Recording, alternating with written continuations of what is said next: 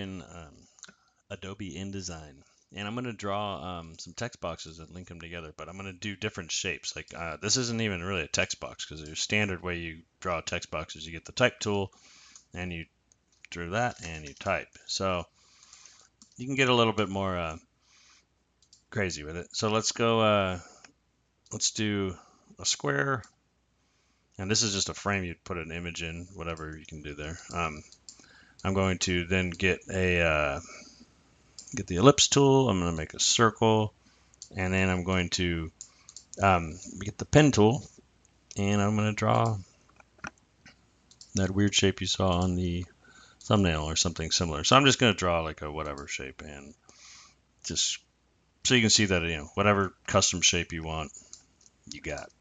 Now, this was a picture box. I don't even remember what this one is, an ellipse. Okay, so you can go up here to Object and Content and change it to text. Now it's a text box. And I don't know what this one even is, but let's see.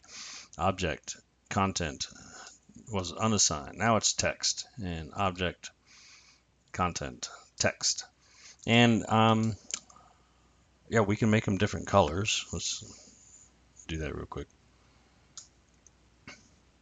Just so you can see the full potential. Blue and whatever. Yellow. Okay. Now we can start typing. I have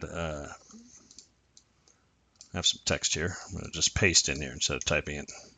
And we'll make it bigger so it'll flow to the next one, because we're going to end up, see this red box here? It's called a overset text. So we're going to click here on that. That's our out input. So this is the input and this is the output. So we're going to go over here to this one and see that this link occurred. Like it goes away, but now there's a chain link.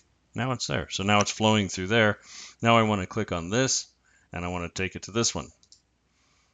Now they're flowing. Now you can see that, if I make this smaller, whoops.